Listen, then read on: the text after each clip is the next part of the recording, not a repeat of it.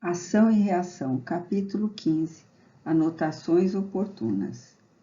Os problemas do lar de Ildeu ofereciam-nos, em Sanchas, a preciosos estudos no terreno puro da alma.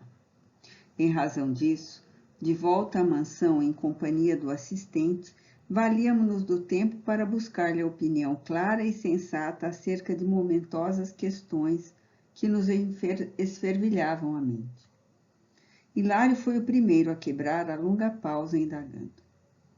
Meu caro Silas, não temos ali, no caso de Roberto e Marcela, um quadro autêntico do chamado complexo de Édipo, que a psicanálise freudiana pretende encontrar na psicologia infantil? Nosso amigo sorriu e obtemperou. O grande médico austríaco poderia ter atingido respeitáveis culminâncias do espírito se houvesse descerrado uma porta aos estudos da lei de reencarnação. Infelizmente, porém, atento à pragmática científica, não teve bastante coragem para ultrapassar a observação do campo fisiológico, rigidamente considerado, imobilizando-se por isso nas zonas obscuras da consciência, em que o eu enclausura as experiências que realiza, automatizando os próprios impulsos. Marcela e Roberto não poderiam trair, na condição de mãe e filho, as simpatias carreadas do pretérito ao presente, tanto quanto Ildeu, Sônia e Márcia não conseguiriam fugir à predileção que os ligava desde o passado. O problema é de afinidade em sua estrutura essencial, afinidade com dívidas exigindo resgate. Lembrei-me então dos exageros que podemos atribuir à teoria da libido, a energia pela qual, segundo a escola de Freud, o instinto sexual se revela na mente, e teci alguns comentários alusivos ao assunto, detendo-me de maneira especial na amnésia infantil, a que o famoso cientista empresta a maior importância para explicar as operações do inconsciente. Silas, atencioso, completou sem hesitar. Bastaria compreender na reencarnação terrestre um espírito, usando um corpo, para entender que as amnésias, decorrentes naturalmente da inadaptação temporária entre a alma e o instrumento que se utiliza. Na infância, o ego, em processo de materialização, externará reminiscências e opiniões, simpatias e desafetos, por meio de manifestações instintivas, a lhe demonstrarem o passado, do qual mal se lembrará no futuro próximo, uma vez que estará movimentando a máquina cerebral em desenvolvimento. Máquina essa que deverá servi-lo tão só por algum tempo e para determinados fins, ocorrendo idêntica situação na idade provecta, quando as palavras, como os que se desprendem dos quadros da memória, traduzindo alterações do órgão do pensamento modificado por desgaste. E a tese da libido como fome sexual característica em todos os viventes? Insisti curioso. Freud, considerou Silas, deve ser louvado pelo desassombro com que empreendeu a viagem aos mais recônditos labirintos da alma humana, para descobrir as chagas do sentimento e diagnosticá-las com o discernimento possível. Entretanto, não pôde ser rigorosamente aprovado quando pretendeu, de certo modo, explicar o campo emotivo das criaturas pela medida absoluta das sensações eróticas. Confiou-se o assistente a ligeira pausa e prosseguiu. Criação, vida e sexo são temas que se identificam essencialmente entre si, perdendo-se em suas origens no seio da sabedoria divina.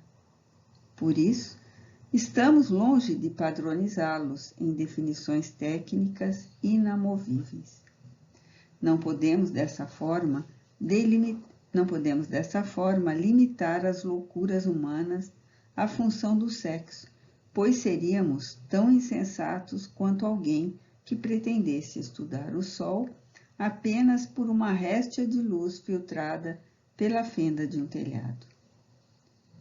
Examinado como força atuante da vida diante da criação incessante, o sexo, a rigor, palpitará em tudo, desde a comunhão dos princípios subatômicos à atração dos astros, porque então expressará força de amor gerada pelo amor infinito de Deus. O ajuste entre o oxigênio e o hidrogênio decorrerá desse princípio no plano químico, formando a água de que se alimenta a natureza. O movimento harmonioso do Sol, equilibrando a família dos mundos na imensidade sideral, além de nutrir-lhes a existência, resultará dessa mesma energia no plano cósmico. E a própria influência do Cristo, que se deixou crucificar em devotamento a nós outros, seus tutelados na terra, para fecundar de luz a nossa mente, com vistas à divina ressurreição. Não será a essência esse mesmo princípio estampado no mais alto teor de sublimação? O sexo, pois, não poderia ausentar-se do reino espiritual que nos é conhecido, por ser de substância mental, determinando mentalmente as formas em que se expressa. Representa, desse modo, não uma energia fixa da natureza, trabalhando a alma, e sim uma energia variável da alma com que ela trabalha a natureza, em que envolve, aprimorando a si mesma. Apreciemo-la, assim, como uma força do Criador na criatura destinada a expandir-se em obras de amor e luz que enriqueçam a vida igualmente, condicionada à lei de responsabilidade que nos rege os destinos. Hilário, que ouvia atenciosamente as elucidações expostas, considerou: semelhante argumentação dá-nos a entender que a força sexual não se destina simplesmente a gerar filhos. Não me calou agradavelmente a ponderação que julguei de todo inoportuna ante a elevação e a transcendencialidade a que Silas projetara o tema em estudo. Mas o assistente sorriu bem-humorado e respondeu: Hilário, meu amigo, na Terra é vulgar a fixação do magno assunto no equipamento genital do homem e da mulher.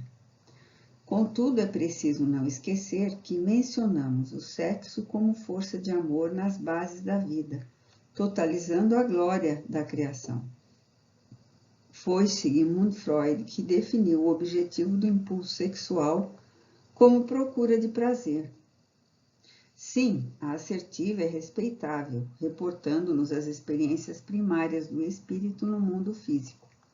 Entretanto, é indispensável dilatar a definição para arredá-la do campo erótico em que foi circunscrita, pela energia criadora do amor, que assegura a estabilidade de todo o universo. A alma, aperfeiçoando-se, busca sempre os prazeres mais nobres. Temos, assim, o prazer de ajudar, de descobrir, de purificar, de redimir, de iluminar, de estudar, de aprender, de elevar, de construir e toda uma infinidade de prazeres condizentes com os mais santificantes estágios do espírito. Encontramos, desse modo, almas que se amam profundamente, produzindo inestimáveis valores para o engrandecimento do mundo, sem jamais se tocarem umas nas outras do ponto de vista fisiológico, embora permutem constantemente os raios quintessenciados do amor para a edificação das obras a que se afeiçoam. Sem dúvida, o lar digno, santuário em que a vida se manifesta na formação de corpos abençoados para a experiência da alma, é uma instituição venerável sobre a qual se concentram as atenções da providência divina.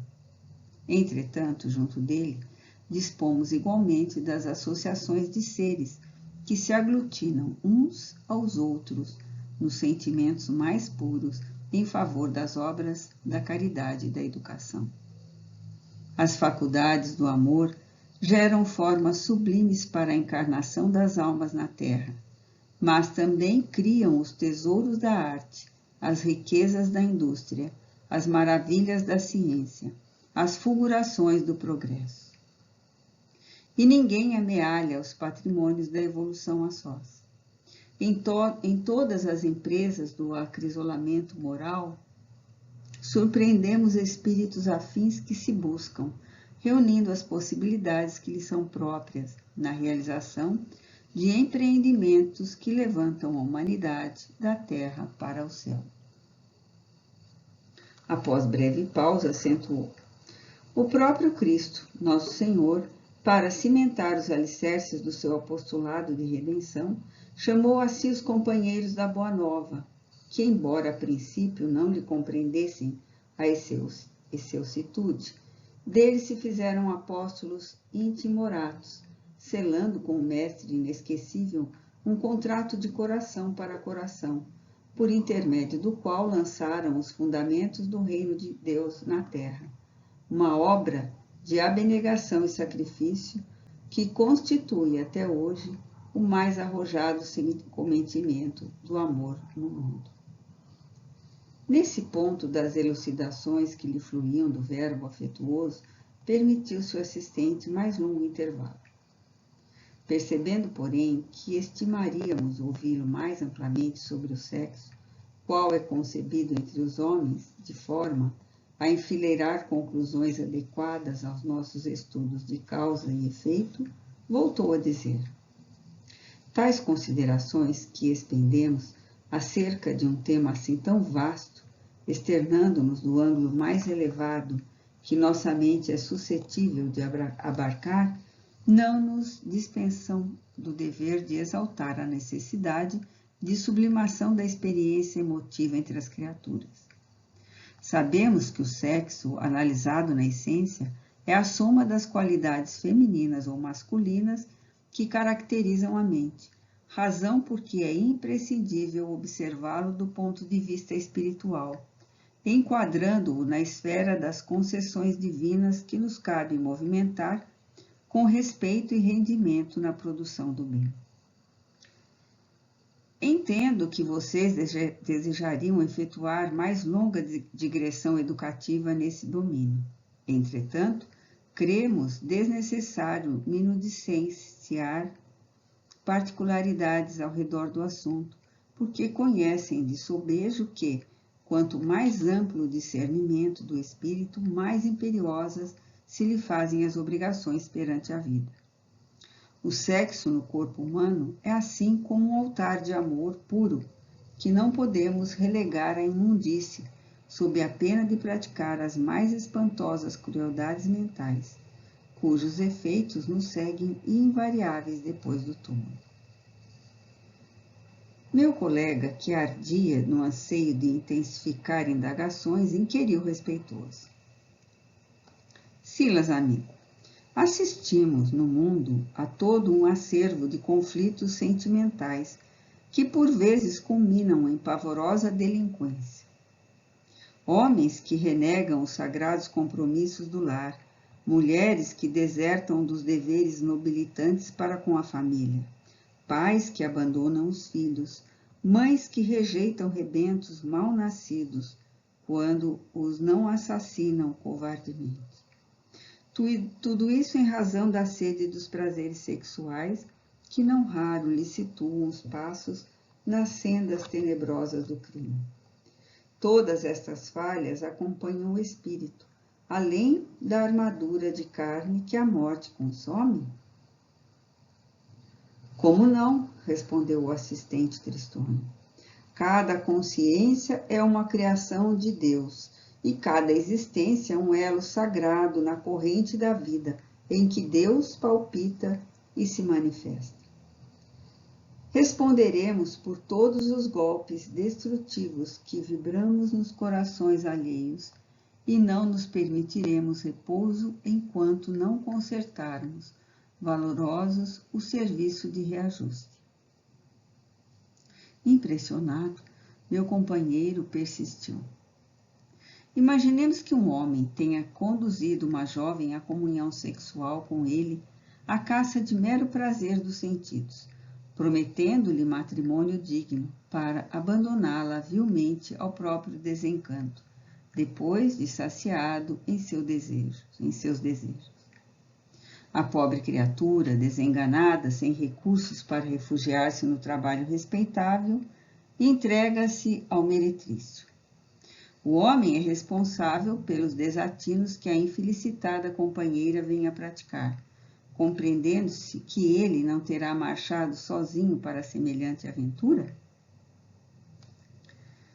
É preciso reconhecer que todos responderemos pelos atos que efetuamos, explicou o interlocutor. Contudo, no caso em foco, se o homem não é responsável pelos delitos que venham a falir a mulher desventurada, é ele, inegavelmente, o autor da desdita em que ela se encontra. E desencarnado com o remorso da traição praticada, quanto mais luz se lhe faça no entendimento, mais agudo lhe será o pesar de haver cometido a falta. Trabalhará, naturalmente, para levantá-la do abismo a que ela se arrojou por segui-lo, confiante e reconduzi-la à reencarnação, em cujos liames se demorará, aceitando-a por esposa ou filha, de modo a entregar-lhe o puro amor prometido, sofrendo para regenerar-lhe a mente em desequilíbrio e resgatando a sua consciência entenebrecida pela culpa. Da mesma forma, aduziu Hilário, notamos na sociedade terrestre homens arruinados por mulheres desleais que os precipitaram na criminalidade e no vício. O processo de reparação é absolutamente o mesmo. A mulher que lançou o companheiro nas sombras do mal, despertando-o à luz do bem, não descansará enquanto não o reerguer para a dignidade moral diante das leis de Deus.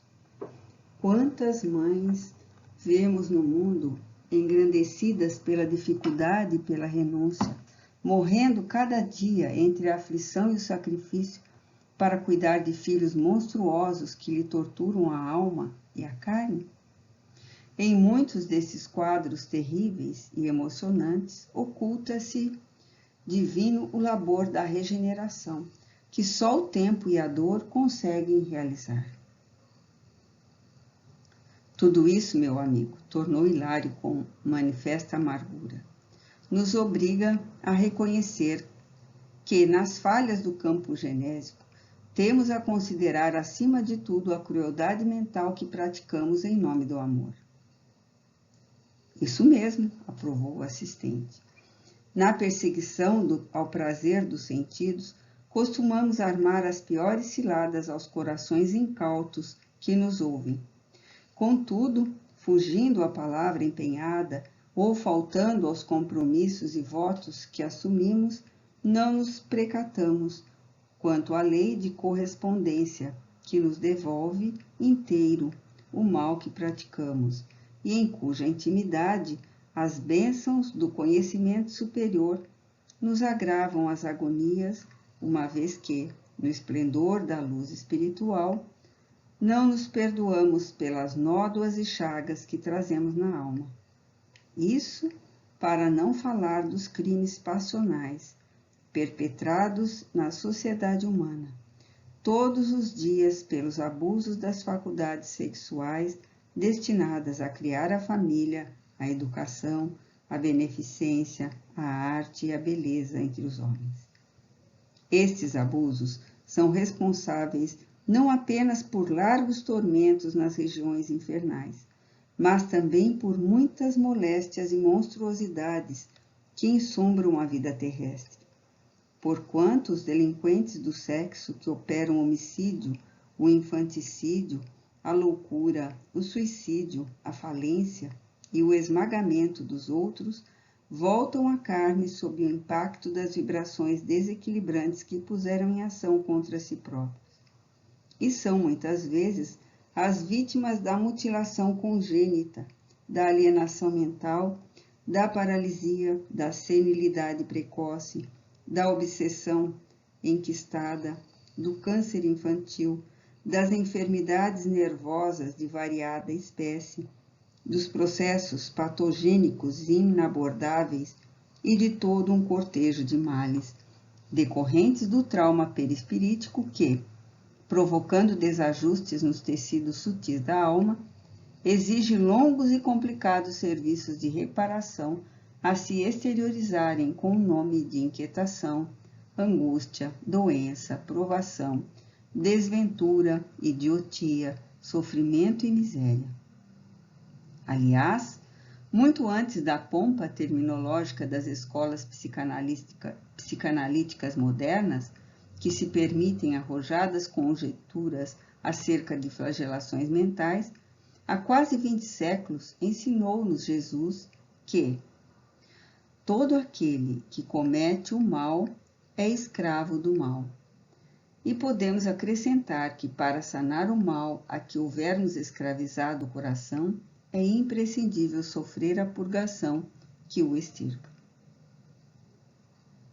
A conversação como que esmorecia.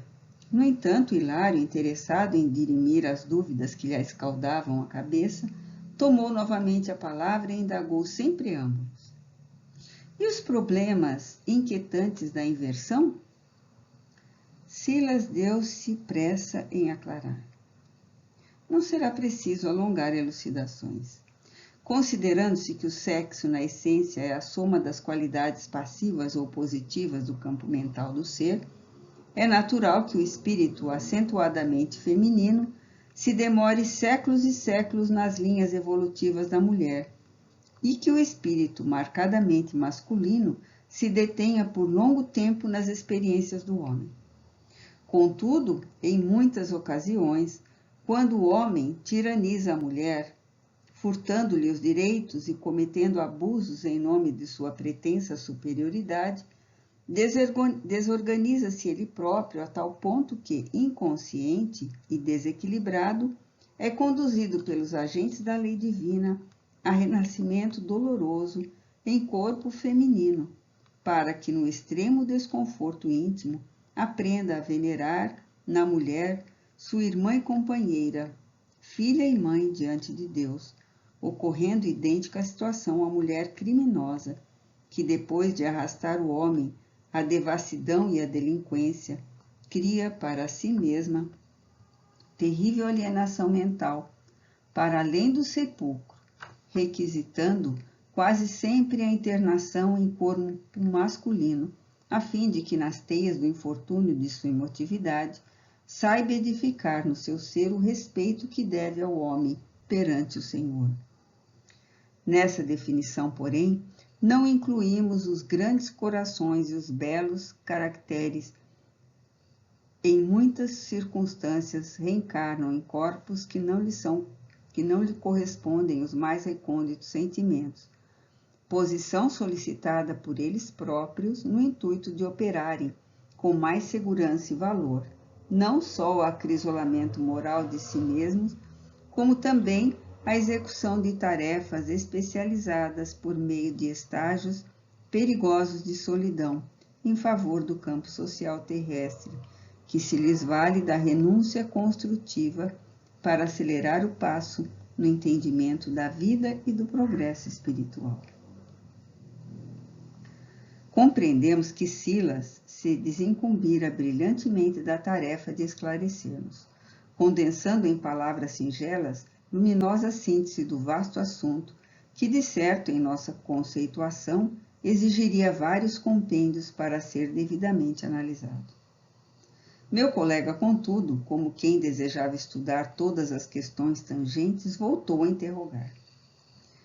Já que nos detemos em matéria de sexologia na lei de causa e efeito, como interpretar a atitude dos casais que evitam os filhos, dos casais dignos e respeitáveis, sob todos os pontos de vista, que sistematizam o uso dos anticoncepcionais? Silas sorriu de modo estranho e falou: se não descambam para a delinquência do aborto, na maioria das vezes são trabalhadores desprevenidos, que preferem poupar o suor na fome de reconforto imediatista. Infelizmente para eles, porém, apenas adiam realizações sublimes, às quais deverão fatalmente voltar, porque há tarefas e lutas em família que representam o preço inevitável de nossa regeneração. Desfrutam a existência procurando inutilmente enganar a si mesmos. No entanto, o tempo espera-os inexorável, dando-lhes a conhecer que a redenção nos pede o esforço máximo. Recusando acolhimento a novos filhinhos, quase sempre programados para eles antes da reencarnação, emaranham-se nas futilidades e preconceitos das experiências de subnível, para acordarem depois do túmulo sentindo frio no coração. E o aborto provocado, assistente? Inquiriu Hilário, sumamente interessado. Diante da circunspecção com que a sua palavra reveste o assunto, é de se presumir seja de falta grave. Falta grave? Será melhor dizer doloroso crime. Arrancar uma criança no materno seio é infanticídio, confesso.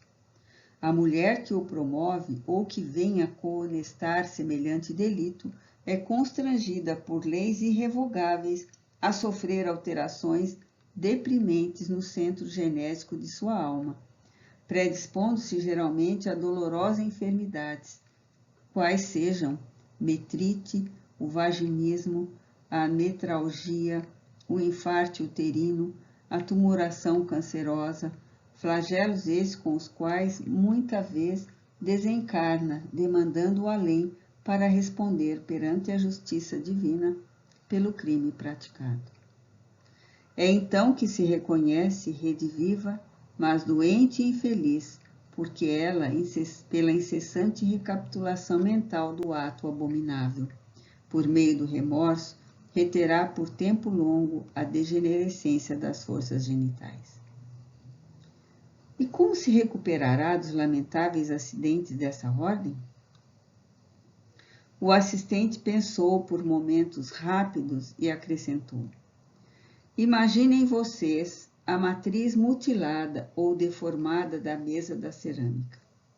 De certo que o oleiro não se utilizará dela para a modelagem de vaso nobre, mas aproveitar-lhe-á o concurso em experimentos de segunda e terceira classe.